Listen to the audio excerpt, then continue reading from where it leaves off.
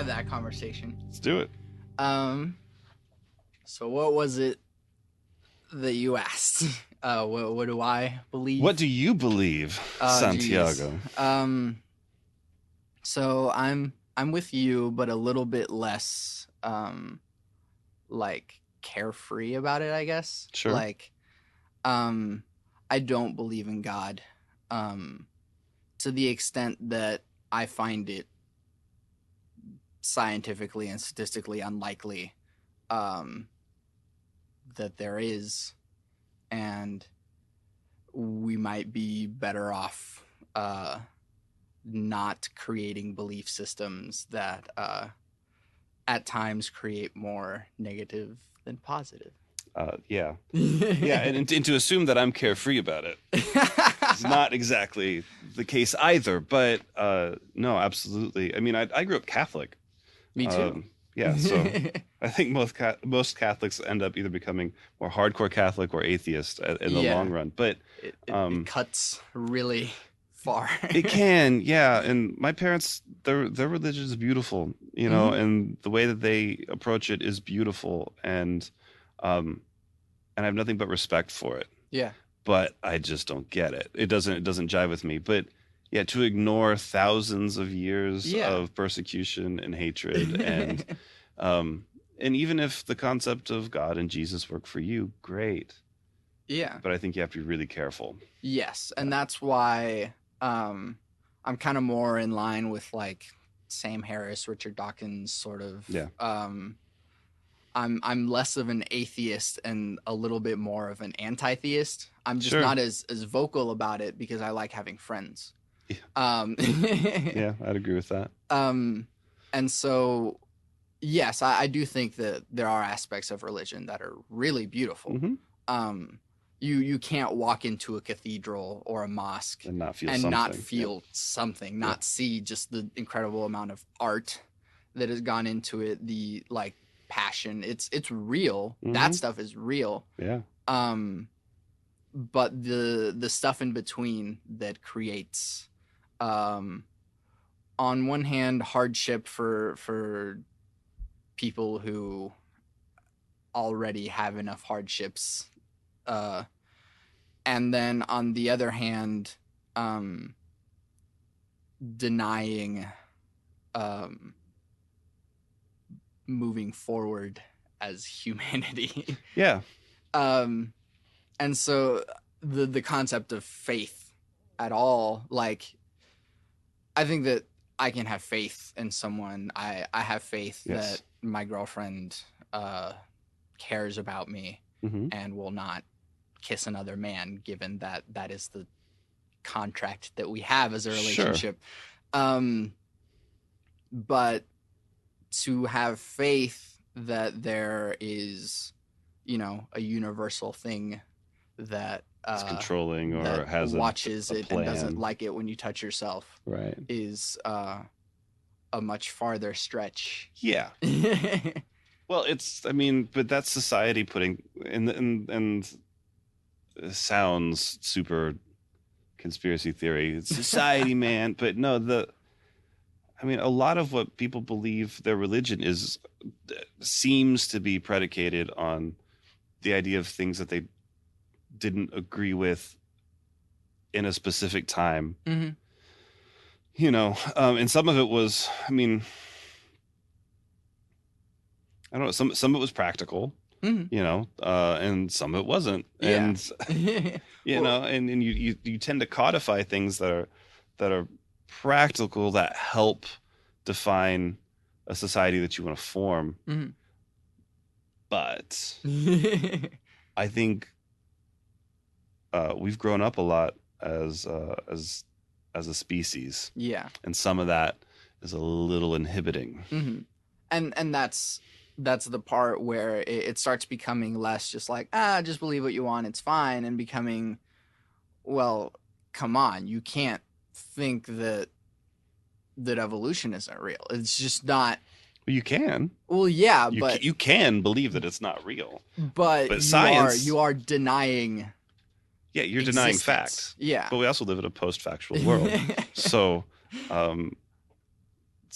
deal with that. Yeah. That's hard enough to swallow for me. And to think that, I mean, I felt as though we were making some progress there for a while.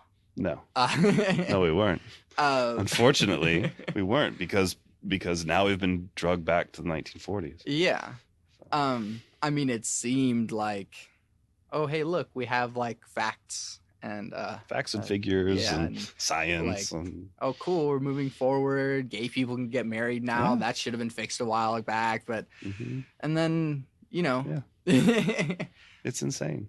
um, It's completely insane. and I don't understand like.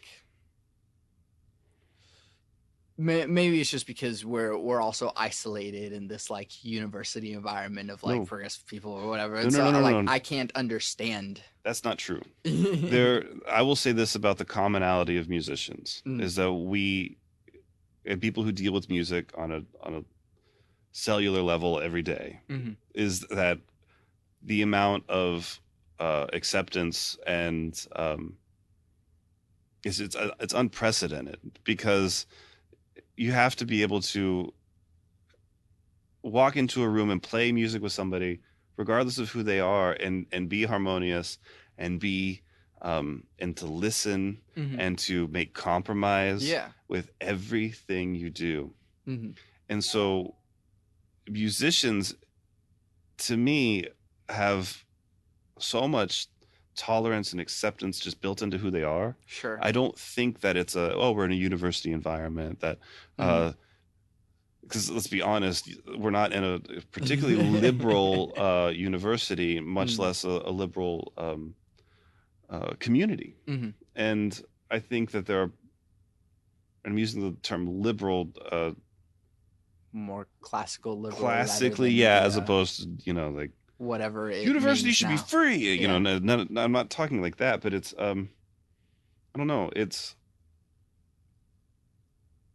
There's just something with the way our brains are wired, and I think so much has to do with the sounds Yeah. and the way that we communicate and why we want to communicate those ways. Well, I mean, it kind of goes back to that like vulnerability thing Sure. that we were talking about. That like, I make music. I'm a composer. Right. I'm much less an engineer, and I don't think that will be what I Right. will be doing. But like, there is a vulnerability that comes in writing a song and then having to show it to other people. Yeah. And so yeah, that acceptance that even in my group that like we're recording my music Sure. for Studio 4. That's exciting. And so yeah, like we've done as much as we have so far, but even still, like in the back of my mind, I'm kind of like, do they like this? Sure.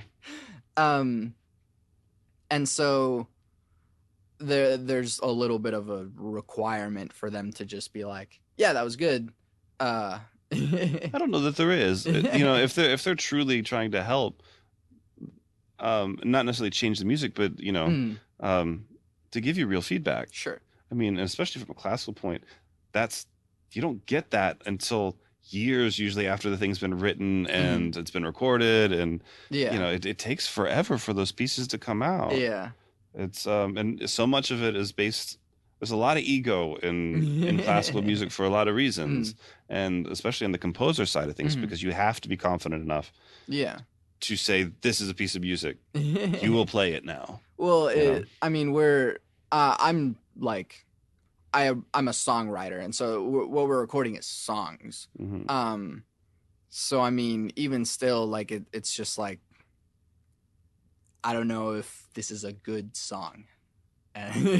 Sure, but what is good? Yeah. But going back to the initial topic is that there's a level of like pre-existing acceptance in the fact that like I'm gonna have to be vulnerable here for the next few minutes while I sing this song. Sure. And if you don't allow me to do so, it'll make this suffer process. Yeah, the whole thing harder. will suffer. Yeah. Yeah. Um, which is why like maybe the inacceptance of rural culture or conservative leaning ideals Sure. might not make as much sense to me. Um, given that my three things start with love never fails. Sure. But that's Um, not a liberal concept. no. Well, it comes from the Bible. My ring says, Hmm. uh, it's 1 Corinthians 13:4-8. Hmm. Uh, that's where it does come from. Right. Um, but the conservative ideal, kind of a little bit more liberal or libertarian ideal, is more like leave me alone and I'll leave you alone Sure. and we'll coexist, sort of. That's more of a political statement than it is Mm-hmm. a as a cultural statement, I think. Yeah. Yeah, there are hardcore libertarians who live in the middle of nowhere and it's like get off my land. That exists. Yeah. I mean, there are incredibly liberal people who just go live in the woods who do the Mm-hmm. same thing. It's just like I just want to be around nature. Those people are fucking crazy too. You know, it's like it's not. You know, the idea of live and let live. I don't think is a bad thing. Mm-hmm. And at its heart, it's the most accepting of all things. It just Sure. says, "Cool." We take gay marriage. It's like you want to marry your Mm-hmm. boyfriend. I don't care. Yeah. I could give a shit less. Yeah. I hope you're happy. You know, that's all that matters. You know, Yeah. you do what you're gonna do. I'm gonna do what I'm gonna do. They shouldn't affect one another. So long as you're okay with Mm-hmm. things that are outside of whatever your scope is. Yeah. You know, you have to be okay with not being right. You have to be okay with um, those sorts of things. I Mm-hmm. feel like, and that, yeah, I. What the love? What was it? What was your thing? Love never Love fails. never fails. It's. I think that has a lot to do with trust. Mm-hmm. If you trust, like, I don't know you that well, but I trust Yeah. that you're not a bad person, Mm-hmm. and by doing that, that's extending love. Mm-hmm. You know, and I think I don't know. So yeah, I don't know if I entirely agree with Yeah. with your previous statement. Yeah. Yeah, but I mean, it's kind of more that like uh the that side uh of people that seems to be so vocally prominent now. It's a vocal minority. Yes. But it's also responsible for the things that I have to deal with Cool. as an immigrant. Yeah. Uh Oh, absolutely. and maybe it's because I'm also a really logical person. Right. And so logically, um, this whole concept of acceptance is part of the American dream. It's supposed to be. It's supposed to be. And as much as America has touted that it is, that's not ever really been true. I mean, I don't know. Part of it is true. The idea of you can come here and you can experience your dreams and goals. And yes, that does happen because there's the opportunity for that to happen. It also doesn't happen because we've historically subjected a lot of people to a lot of bad things. Yeah. So, man, I don't know. I don't know. I'm sitting here as a 35-year-old white dude. Yeah. Like, it doesn't get any easier. I've come from a good family. They make good money. Like, I didn't grow up in a shitty way. So I'm lucky. Yeah. And that white privilege fucking thing that exists, it's real. And I don't like it. Yeah. And to have friends who have immigrated, who have entrenched themselves in what this is, and it feels strange because I'm conscious to it all the time. I try to be as self-aware as possible. I Yeah. mean, I have a tendency to look out more, than a day-to-day thing, just trying to see how everything is playing around me. But Yeah. it's a thing, and it's really weird because I want how I don't know. I want what I have for everybody because I feel Yeah. everybody deserves the opportunity to have Sure. a fair shot at Yeah. whatever it is that they want to do. Yeah. And it just drives me fucking crazy that that sort of privilege can go the other direction.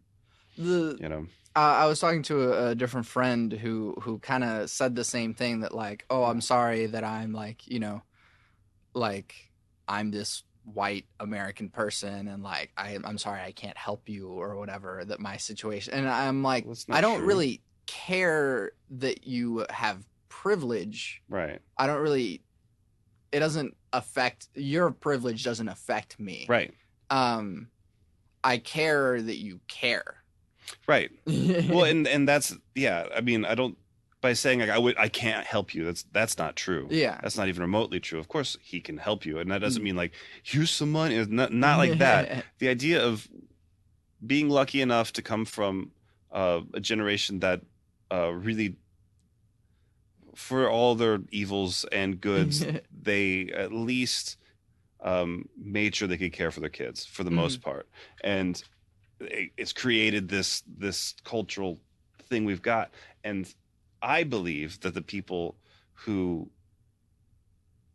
are in a situation like mine, and who are actively trying to make things better, that's what we're fighting for. We're not, and I mean, and current administration aside, or any of those other things, we're just, and I mean, we're in Oklahoma too, where it's getting real weird politically. But the idea of just, look, this isn't that hard. Yeah. We just have to be able to say, everybody can get along and everybody can work together. And if I work hard to make sure that somebody else can also work hard, then don't we all benefit? Yeah. I don't think it's rocket science, but apparently I'm a communist or something, Well, to even say that, like, if we all work hard to all benefit, that is like a terrifying thought to any, like, person in the 1960s. But what is our state motto? Labor conquers all. Yeah. That's come on, guys. That's the state motto. Yeah. And I think it's really true of Oklahomans. We work really hard for what we have, but then people get real greedy about it too, and that's okay. It's yours. You can do what you want with it. I can't define that for you, but you would hope that you would want to help other people with it. Yeah, and that's whatever it is. Yeah, and that's why sometimes the fight isn't political. That's not necessarily a political fight. It's an ideological fight. Yeah, it's people don't want to be forced to give money to the poor if they don't want to. But that's what taxes are. Yeah, yes. And people probably shouldn't, given the way that, the capitalism is set up. But sure. But and the part that freaks me out, to take this back to the believing thing, is like some of the most atrocious things that have happened. Not just in our lifetime or in the last 5 years or in the last 1,000 years, but it drives me completely bonkers. The idea of just subjugating people, or not, like all these fucking. I say this. I'm trying to be tactful. You can say whatever you want. I know, but I try to be as nice as I can to everybody, within a guideline. But like the idea of these crazy religious nuts, and then just be like, yeah, well, we got to get rid of Muslims or whatever. It's like, you understand? It's the same God. Yeah. Right. And I know you get that, but it's it's like, It's all the same. Yeah. What's the deal? You know, Yeah. I just don't get it. Or, you know, aren't you supposed to help people? Yeah. So get involved. Yeah. Well, I mean, You know, it has consistently been hypocritically run. So, I well, mean, it all starts in a good place, but usually yeah. ends in a bad place. Um, and I always have to do this caveat of like, I dislike all religion equally. Yeah, yeah.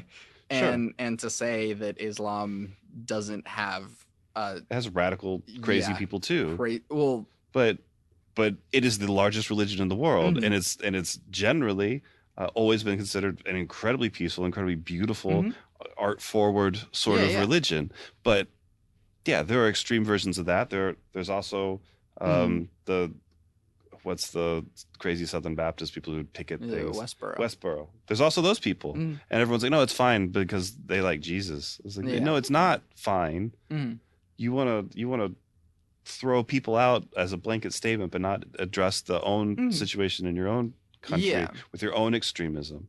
The What are you the talking about?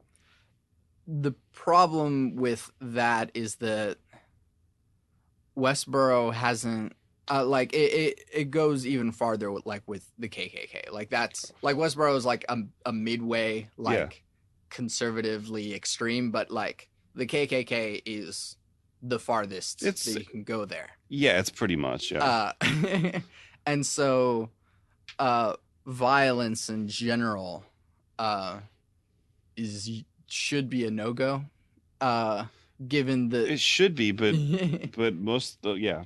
Go ahead, being finish. civilized human beings, hopefully. Yeah, but I mean, yes, but we are also animals, Yeah. and sometimes violence. Not, I'm not saying people should hit people, but sometimes violence is the thing that gets through to people. Mm. Um, I don't hit people. I Mhm. don't. It's not what I do. But I understand that I can't rationally talk to my dog either. Mm. You know, I can't be like, listen, it's been a rough day, Mm. and you peed on the carpet, and that's really upsetting to me. And like, I can't have that Mm. conversation with the dog either. But I don't just go and beat my dogs. Yeah. You know, it.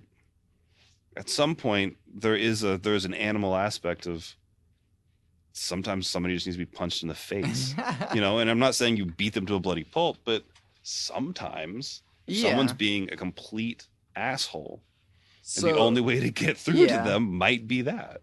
Should Nazis be punched in the face? Yeah, absolutely. You can't talk. What? You can't talk to somebody who's gonna fight you with everything that they've got. Mm. So if someone's willing to wipe you out, Yeah. right? You being whatever it Mm. is, right? Jews, Muslims, Christians, atheists, Sure. black people, white people. It doesn't make any difference. If Yeah. somebody they're dead set on you have to go, Hmm. you can't just be like, hey, I know we have a difference. Sure. We can try to talk through this difference, and yeah, that's where you start. Yeah. Well, But I. if you know, but if somebody just walks up to me and threatens me, and I have no other recourse, I'm probably gonna punch the dude and run. Right? I mean, it's like I'm not trying to start a war, but Yeah. Well, I have this like I'm like radically peaceful. Like sure, it's peaceful protest, man. stupid. No, But it's not stupid. It's not stupid. I mean, look what peaceful protest has done. yeah. But to some extent, you have to endure Mm. people dying on the behalf of the because You Mhm. have to. I am not that person. Mhm. I'm not the person who's going to sit here and die for a cause. I will fight for the cause. Yeah. And if I get punched in the face, the odds are I'll take the first one. Mm. The odds are not good that I will take the second one. Sure. But yeah, I don't condone violence. The thing is that my like violence philosophy is like extremely like small in the sense that like it's really precise. So I always use like a math analogy because Sure. it's the best way that I've thought of it so far, which is like if someone, let's say the lethal force is the number 2. Okay. Someone comes at you with 1. Sure. Um and so to stop them, you have Yeah, to just push back right. and add 1, Right. like push them back to 2 Sure. lethal force. Right. To me, I want to bring it down to 0. Sure. And so it doesn't mean like doing active violence. It means basically doing negative violence, which is just like Sure. neutralizing people, Yeah. which is really Yeah, but hard. neutralizing somebody doesn't always mean nonviolence either. Yes. So here's the best example I can think of. I was in summer camp with Boy Scouts. Yeah. And we were playing water polo, and we were winning pretty heavily. And they had this one player who's this just huge, Yeah. scary dude, and he went to go throw it, and I tried to rip it out of the back. As he went back, I was behind him, and I tried to steal it. Yeah. So big, so scary. I'm not a small person, right? Mhm. Ball behind his head, throws it with me attached to it, right? Oh, jeez. And I was like, what the fuck? That was crazy. I got up. No big deal. We're playing sport, right? So, but then his scoutmaster corrected him, said, hey, you need to take it easy. That dude got out of the water and tried to kill his scoutmaster. It was insane. So my dad, being a fantastic person, saw this happening. The guy comes up, rears back to take out his scoutmaster and just start wailing on him. Dad grabs his arm as it's coming up, flips him around, and neutralizes the situation. But by doing that, he had to hurt the kid. Yeah. Not intentionally. Yeah. He just stopped the other thing, and so was able to pull it back, get him on the ground, arm up into break position. Yeah. It was one of those, and it was like, "Are you done?" Sure. So exactly. if we're done, and we that's can be exactly done. Yeah. That's exactly what I'm talking Right. about. That complete nonviolence is impractical because you're going to get killed. Yeah. You're gonna get rolled over. Yeah. But you can't fight fire with fire. No. You're just gonna make a bigger fire. Yeah. And so doing that neutralizing method instead of actively punching Nazis in the face or even like just But Nazis are the best example of people to punch. but that's exactly like you're also taking away your own like point of saying like, well, people should have free speech or whatever. And it's They like, should. sure. They should. And so if someone's going to be standing outside saying, Hail Hitler, Sure. Well, he's burn all not the around. Jews or He's not whatever. around anymore. Well, yeah, That's but the like, good news. Yeah, but like the Nazi guy is standing outside yelling, kill all Jews, kill all black people. Sure. You shouldn't just punch him in the face. No, I'm not going to walk up to him and punch him. Which has been done. It has been done. Yeah. And is, as far as I've seen, praised. And it shouldn't be. It shouldn't be. It shouldn't be because you've accosted somebody. But when somebody is actively preaching for negativity in the world and on other people, Yeah. they should also socially be reprimanded. Yes. So, but a punch in the face is a way to reprimand them. yeah, it's not the nicest way. Yeah, it's not. To me, it's not ideal. No, it's not ideal. I'm not just going to walk up to anybody randomly and punch them in the face. But it's not just any random person. It's a Nazi. yeah, but I'd have to be engaged in that conversation and be physically threatened before you do something about it. But yeah, it's Nazi punching though. It does sound like a fun sport. It does. In theory. But you're also like bringing yourself like down. No, of course. I mean, I agree with you in that statement, but it's just always, I just don't like Nazis. And you shouldn't. It shouldn't. No, nobody should like Nazis. Nobody should like Nazis. Nobody should be like, it's okay. Like, it's not okay. No. You shouldn't punch in the face though. No, not unwarranted punching in the face. No. But I mean, there is a level of effectiveness to ridicule, honestly. Sure. Bad ideas should be reprimanded and to an extent ridiculed. Yeah. Because it's sometimes kind of effective. It can be. It can also make those people go crazy and sure do really terrible things too. Yeah. Well, that's why communication has to be continue. part of the thing. Yeah. But then also education. Yeah. Well, yeah. The most basic thing that we could solve most of our problems with is by just educating people. Yeah. But, yeah. Which the state of Oklahoma has been so great at. Yeah. Yeah, I'm not. Yeah, it's bad. Yeah. It's bad. It's scary. Bad. What do you think about, I mean, just what's the future here? Oklahoma? Yeah. The future is that depends on what we're talking about. I think that the future, I don't know. I've said this and I'm not even sure I should. I'm not gonna. So I think the future lays in the hands of the people that that are willing to take hold of it. Mm-hmm. And I can speak from my perspective and the perspective of my friends and the people that I'm around a lot, that we're not interested in continuing what is currently happening. Mm-hmm. And are actively trying to make things better, mm-hmm. And for our potential children and all those other people who are, yeah, like the idea of where we're at is a little scary, but everything comes in waves, mm-hmm. and everything's a cycle. So at some point, the shoe's on the other foot.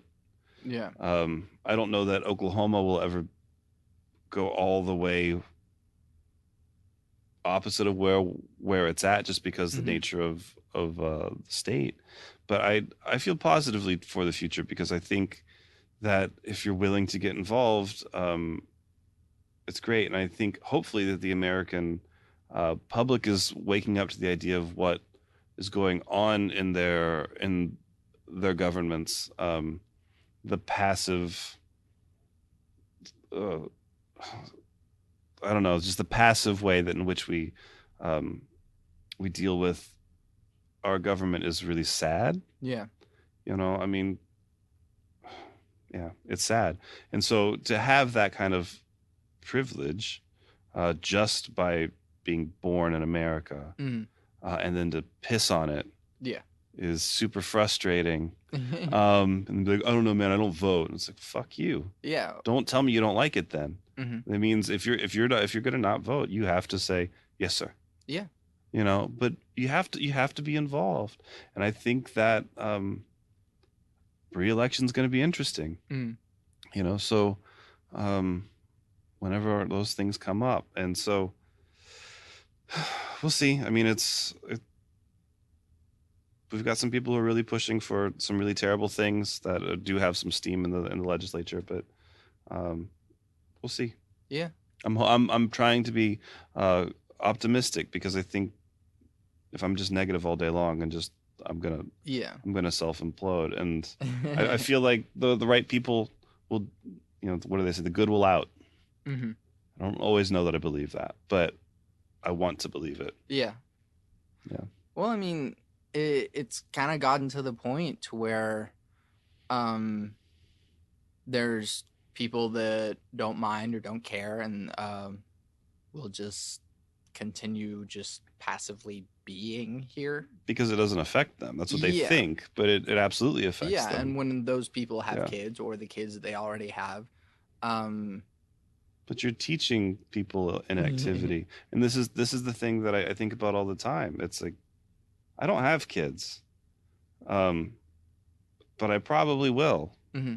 And I know plenty of people who have had kids, and it's just like the repetition of exactly what they grew up in, and it's the saddest thing I've ever seen. Yeah. You know, it's like people not actively listening to what they're doing, or what has been done to them, or to the things that are happening in their community, and making changes. I understand that sometimes it's hard to do. Yeah. That cycles have to happen, but you also, if you don't want them, break it. Yeah. It's not rocket science. Yeah, it means you have to work hard, but aren't you supposed to?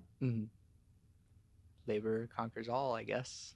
I guess, yeah. I mean, you have to think outside yourself for 5 fucking seconds. Yeah. You know, it's like, just turn Facebook off for 5 minutes and think about it. Yeah. It's not hard. Yeah. And I mean, then there's also the people who just don't see a future here and just leave. I did. Yeah. I did, because there was no future for me here. I came back because there was. Yeah. I watched this town change in the time I was gone. And it's something that I saw an actual future in. It took me a long time to realize that. I mean, I got out. Yeah. I got out and never intended on coming back until I needed to come back. And what this town has become is very positive. It's a lot different place than I grew up in. Yeah. And it continues to grow and continues to change. ACM has changed the way music is perceived in this state. Yeah. That's huge. Yeah. I mean, I can't tell you the amount of, the music scene still is trying. But we've got a hotbed now of people who are writing music together, who actually, this could turn into something. Yeah. And it's really exciting. So I think Oklahoma, at least in the cities, at least in Tulsa, Oklahoma City, the big cities, rather. Norman, probably. Yeah, for sure, Norman. But Norman is as liberal as Oklahoma's ever going to get. You know, it's just because it's just so big college-y. And Norman kind of lives in its own world, and in the best ways. I enjoy that town. But Oklahoma City and Tulsa, you can see there's a want, there's a desire for something better. And if you live out in the boonies, this doesn't affect you. Yeah. You know, and that's okay. I mean, there's nothing wrong with the boonies, or it's weird. It's weird. We'll see where it goes. Because I mean, for me, I don't intend on staying. Sure. And you gotta leave. I think everyone has to leave where they're from. I'm an active believer in that. Yeah. Yeah. But I don't think I'm coming back. It's okay. It's not even so much like I do understand that music is becoming a hotbed here. Like there's something here, and I really see that, and I appreciate that. But I do intend on having kids someday. Yeah. And I don't want this for them. Sure. It's fair enough. You know, I mean, I think that's everyone has to make that call for themselves. And I mean, I don't think anybody's butt hurt that you're not coming back. Like, you got to do it for you. I mean, why else would you do it? You know, it's like the whole point of traveling and seeing things and being parts of different communities makes you a better person every single time you do it. Yeah. Whether the experience was positive or negative during that time is irrelevant, because you're still going to take something away from it. Yeah. And the good news about me coming back is I brought those things with me. And I intend on using those to help change the situation around me. Yeah. And I think to some extent I've done that. Yeah. To others I haven't, but you know, I'm at least trying to bring whatever it is that I know into the pool. And I think everybody who does that, no matter what pool you end up in, you make it a better pool. Yeah. Yeah. I mean, I think that you're one of the great many parts that makes ACM like, well, thank you, what it is. I appreciate that. And I mean, part of that is kind of because you are at the foundation and at the very last stage. Since for me, you've taught my first class and I will be here for a little while longer. But Sure. like, you guys are and gals are feeding into what makes this place unique. Yeah. And you're all responsible for some of these students like big fulfilling careers. Sure. Yeah. We're responsible for successes and failures equally. I mean, it's not something that we dwell on. I think it's just Sure. nice to know that people are out there doing what they want to do, and yeah, that's the positive side. The negative side is, well, I guess the negative side is the same thing as the positive side too. If I've shown somebody that this is not for them, Yeah. they win as well. So I don't know. It's a really weird positive side, but it's strange. It's interesting, and yeah, thank you for saying that. I mean, I feel like we've got a really good community of people who want to be here to help people learn, and be interested in the things that they need to be or want to be interested in. Whether or not they continue in it is a personal decision on their part. But there's a lot of wants that I think we would like to have as part of this school. But I think no matter what, the end result is still positive. Even if there's things that we have shortcomings with, that's okay. We can work through those. But I think that the people who, the instructors are good. I don't think we have a bad person in house, and I think that's really unique and fun to be around. Yeah. Yeah. And I mean, like, well, I guess sort of a silly question. Do you think that some of these students that you're teaching are going to be taking your job at some point? No. No. You just be doing what they do. Yeah, they'll do what they do. Yeah. I hope that somebody hires you for not the reasons they're going to hire me. Sure. No, I remember feeling like that, like the first couple of years, like I'm teaching these kids how to do what I do. And then I realized you can't do what I do. Yeah. That's it. I mean, the way I approach it is different from how you approach it. The equipment set is different. The sonic palette is different. There's so many things that I can't teach you to do what I do. I can teach you how to hopefully have some foundational knowledge that then turns into what you do. Yeah. That's my hope, at least, so no, I don't feel threatened by anyone. Because you're honestly 10 years away from being what I can do, because I've got a leg up on it just because I've been doing it longer. So yeah, maybe you can get where I'm going. It might just take you longer, and that's okay too. Yeah. And I don't say that with any sort of ego, really, just as more of just a practical thing. It's not like, you can't do it. Of course you can do what I do, but it's just gonna take you time. Yeah. I think at some point, there's gonna be some clash in between the way that music is being done here at ACM and just how that extends into OKC. Yeah. And between the rest of the values that Oklahoma City seems to represent. Yeah, I'd agree with that. What do you think is gonna, like, will that be a positive? It can only be positive, because the dialogue that will come from it can only end in dialogue, and whether that dialogue turns into something or not is at least there's awareness. So yeah, I don't know. I mean, there are certain amounts of backlash that are associated with musicians in town who don't like ACM bands or whatever. Sure. And it's like, oh, fine. I didn't ask you to like it.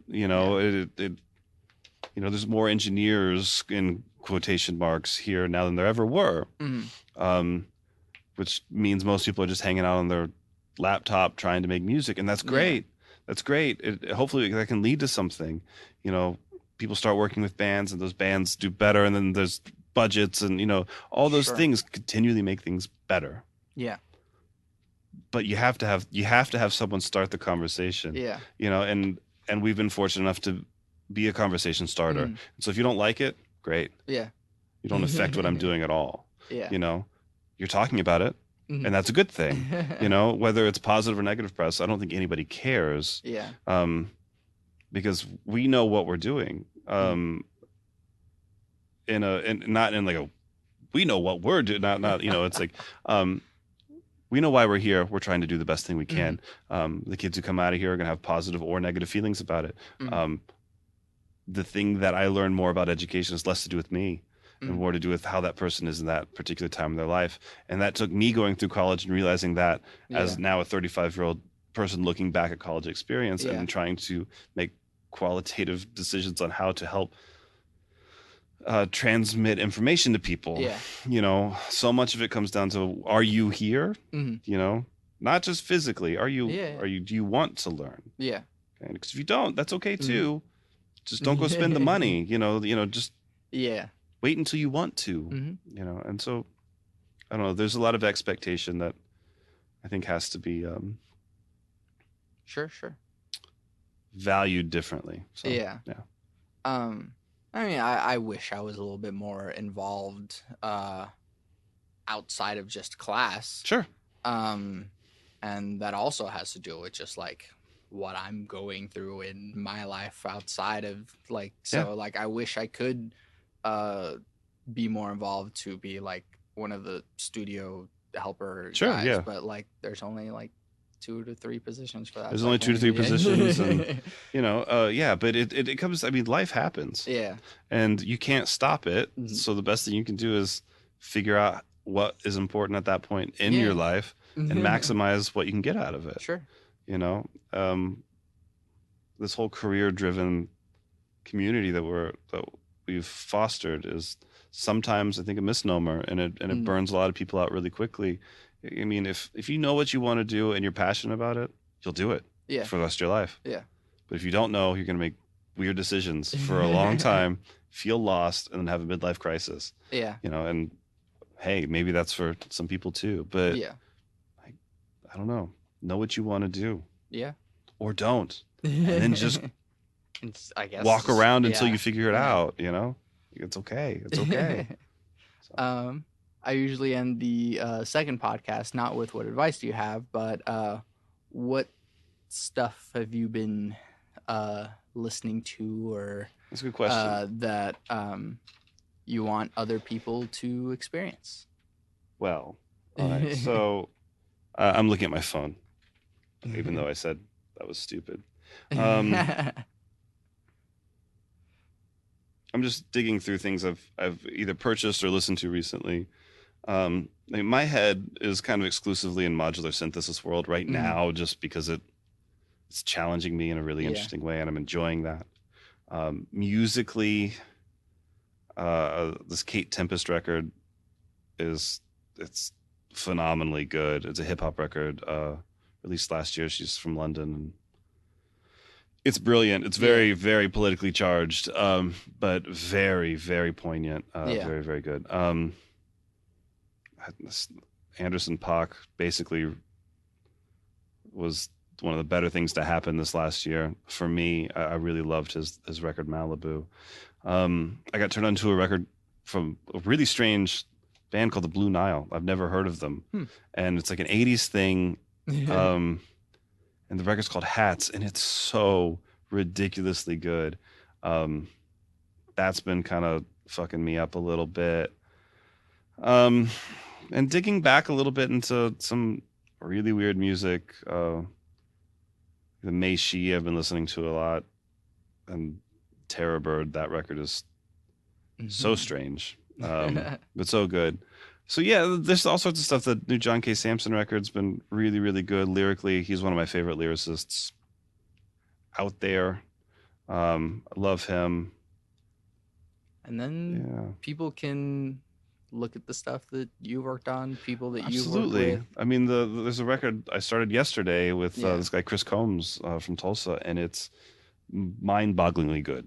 Like just excited to be involved with it. Good. Yeah. One of those you're like, oh, okay, yeah, this is very challenging and very cool, and yeah, I couldn't be happier to be working on it. It's really cool. Yeah, and then all the other people I'm usually working with, but the Bo Jennings and the Tiger stuff, we're working on a new record there, and it's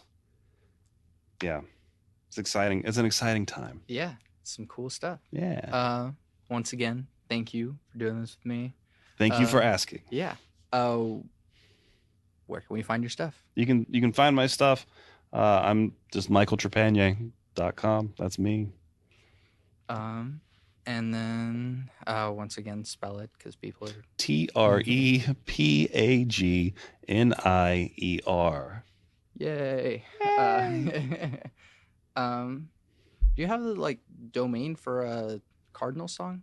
Yeah, it's all under the same thing. Oh, cool. So if you go to Cardinal Song Records, it'll take you to Michael Trepagnier. It's all basically the same thing. If you look up Cardinal Song, that's the only thing that'll usually pop in. Yeah. So yeah. So if you can't spell Trepagnier, that works too. Exactly. Again, thank you. Thank you. I'm Santiago Ramones. I make music. You can find all the stuff that I do on my website, santiagoramones.com, at which you can find this podcast, which I always end with my 3 things, which are